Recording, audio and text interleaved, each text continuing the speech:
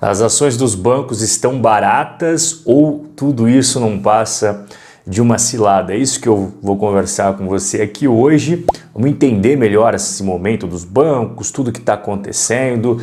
Historicamente os bancos sempre foram muito lucrativos, mas de determinado tempo para cá o mercado e até muitos investidores, Robin Holders, estão mais cautelosos, mais céticos e alguns até pessimistas em relação aos bancos. Então vamos ver aqui com um olhar ponderado, analítico, racional a situação dos bancos, que é assim que você deve investir o seu dinheiro. Deixa para ter emoções em outros campos da sua vida. Vai lá no estádio de futebol, mas não dentro da bolsa de valores, tá? A mídia também acaba contribuindo bastante para todo esse pessimismo. Ações de grandes bancos ainda enfrentam um olhar cético.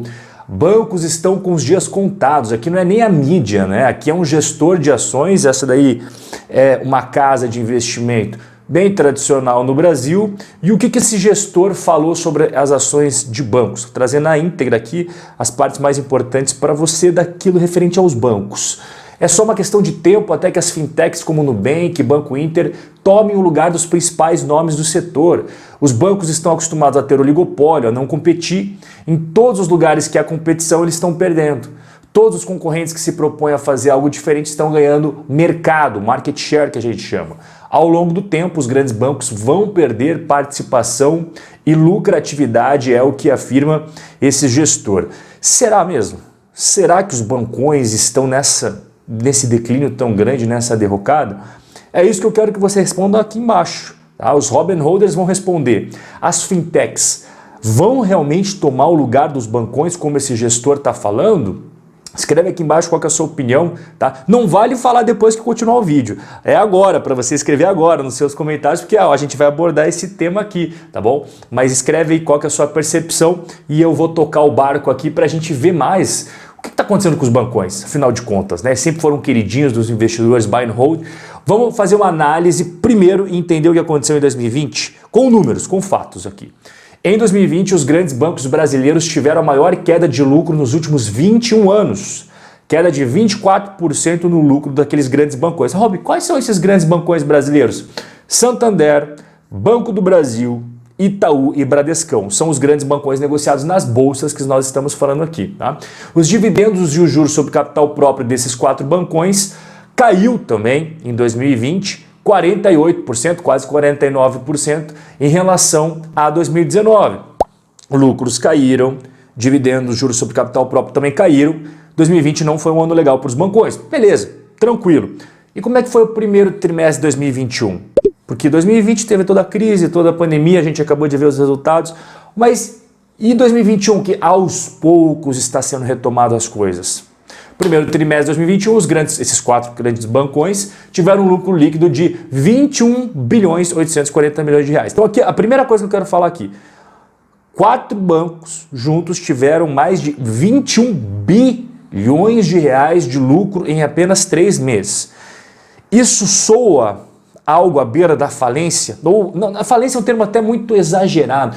Isso é algo que mostra uma derrocada por completo? Essa alta de 46% no lucro comparado ao primeiro trimestre de 2020. Então, o primeiro trimestre de 2021 acabou sendo a recuperação para os grandes bancões, mas não foram todos na mesma intensidade. Alguns mais, outros menos. Por exemplo, o Bradescão cresceu 74% o seu lucro, Itaú 64%, BB 45% e o Santander 4%. Aqui primeiro TRI de 2021, primeiro TRI de 2020. Então o Bradescão e o Itaú acabaram crescendo mais.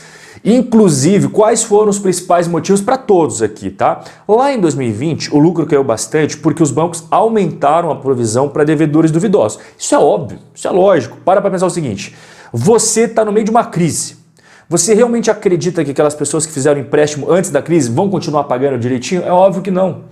Então, o banco normalmente, em condições normais, temperatura e pressão, já faz uma provisão para devedores duvidosos. Aquela galera inadimplente, a galera que vai dar calote e não vai pagar. Normal, os bancos do mundo inteiro fazem isso. Só que daí quando muda o cenário, que foi o que aconteceu em 2020, e não foi culpa dos bancos, você fala, galera, essa provisão aqui, ó, vamos fazer o seguinte, vamos fazer isso daqui de provisão, porque o bicho vai pegar, a gente sabe disso. Então os bancos aumentaram suas provisões e isso impactou negativamente no lucro de todos eles. E está certo o banco fazer isso. Tem que se precaver, tem que ser cauteloso e conservador nessas horas. E aí em 2021, você não precisa mais tanta provisão para devedores duvidosos. Aos poucos, não vai ser de uma vez, aos poucos as coisas vão melhorando, vão tomando um caminho bacana e aí as coisas voltam a florescer normalmente, novamente também. Tá? O presidente do Bradesco, Otávio de Lázari, falou que os balanços dos bancos, de modo geral, mostram um horizonte de negócios começando a melhorar. Exatamente o que eu falei agora, após a tormenta provocada pela pandemia. Já o CEO do Itaú, o Milton Maluhy, disse que as reservas não precisaram ser usadas no primeiro trimestre de 2021, com as taxas de inadimplência ainda comportadas. E essas reservas vão seguir à disposição em caso de piora de cenário. Perfeito esse posicionamento do Itaú. Tá? E quando a gente olha para o BB, o Fausto Ribeiro, que é o novo CEO, você lembra do André Brandão? Teve toda aquela polêmica com o Bolsonaro, que ele queria fazer um plano para o BB de cortar custos, o Bolsonaro parece que não gostou, os dois tretaram, os dois brigaram, o André Brandão lavou as mãos, caiu fora do Banco do Brasil e esse é o novo CEO, o Fausto Ribeiro. E ele comentou o primeiro trimestre de 2021, destacando que vê a possibilidade do lucro de 2021 ficar acima das projeções feitas pelo próprio banco.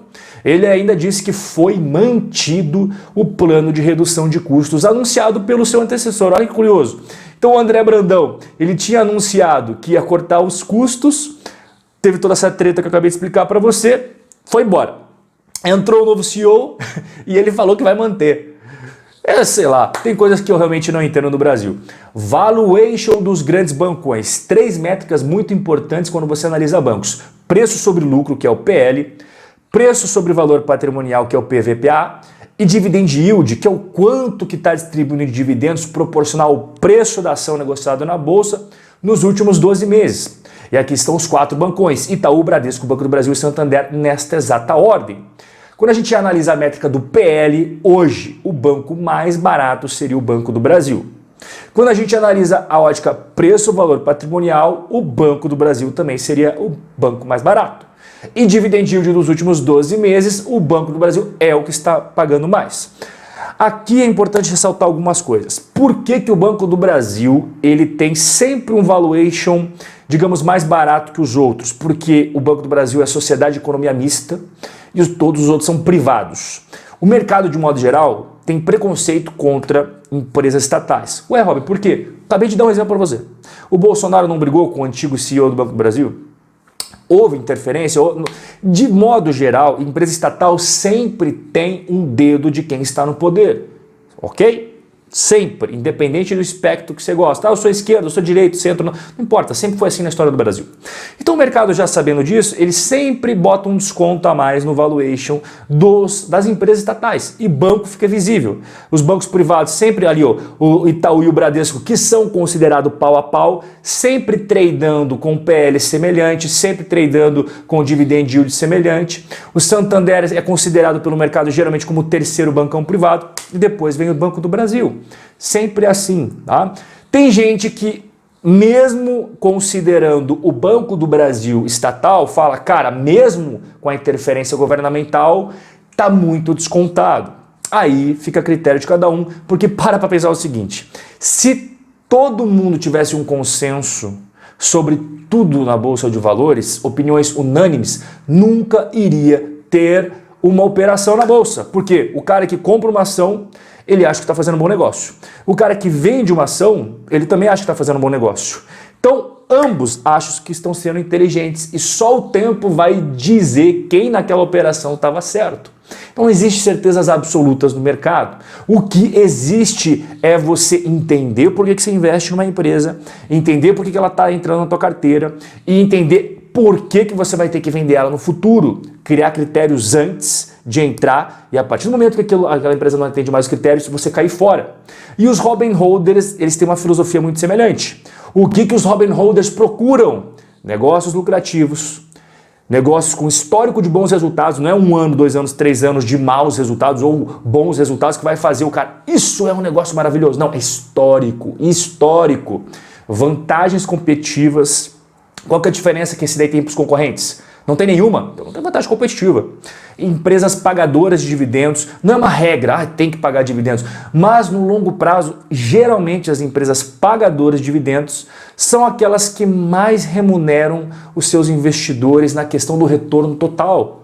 Cara, você pega as ações nos últimos 15, 20 anos, você vê aquelas que mais trouxeram rentabilidade para os seus investidores, são aquelas que pagam dividendos. Então, para resumir de forma geral, este gráfico do Itaú mostra a minha opinião sobre os bancões.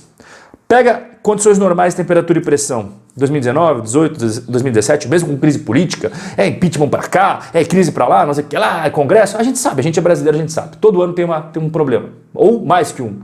Mesmo assim, Itaú, 27 bilhões de lucro em 2019, quase 25 bilhões em 2018, 2017 também, 2020, que foi um dos piores anos, lucro ali de quase 19 bilhões de reais. Isso soa para você algo que está à beira da bancarrota? Para mim, não. E essa é a minha opinião sobre os bancões. Eu vejo o Itaú, o Bradesco, que inclusive eu considero esses bancos, eles são top, não apenas no Brasil. Você compara as margens deles com bancos fora, eles batem pau a pau. Eu não estou falando de tamanho. Ah, o JP Morgan é muito maior que o Itaú, muito maior que o Bradesco. Eu estou falando de margens. As margens dos bancos brasileiros batem de frente com bancos aí mundo afora, cara. Então, se tem um negócio que dá certo no Brasil é o setor financeiro. Agora, que as fintechs estão aí, com toda certeza, tá? E aqui que está o X da questão. Você tem que pensar e refletir sobre isso e me contar.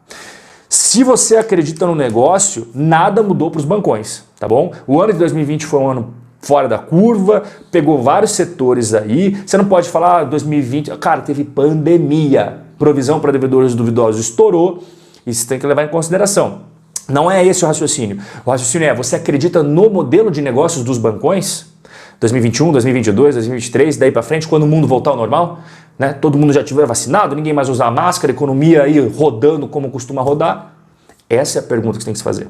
Rob, eu não acredito. Eu acho que Nubank, eu acho que Banco Inter, eu acho que todas essas outras fintechs vão chegar com os dois pés no peito dos bancões e os bancões vão cair, assim, já era. Tá bom, você viu o posicionamento daquele gestor, o posicionamento dele caminha nesse sentido aí. Mas você tem que entender, se você investe em bancos para o longo prazo, você está comprando modelo de negócios. Se você acredita que as fintechs vão detonar os bancos, não tem ações de bancões. E eu quero que você me conte qual que é a sua estratégia.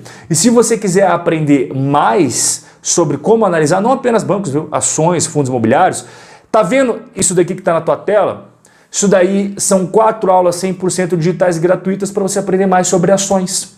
E para você assistir essas aulas, exatamente como você está vendo aí, primeiro link aqui embaixo na descrição, lista VIP do Rob. Você coloca seu e-mail, em menos de 1 minuto, eu mando a primeira aula para você, aula 2 no dia seguinte, aula 3 no outro e assim por diante, tá bom? O nosso bate-papo sobre bancões hoje chegou ao final. Vou pedir para você deixar nos comentários a sua opinião aqui, lembra do nosso combinado? E aí a gente vai se falar no nosso próximo encontro. Forte abraço e até a próxima.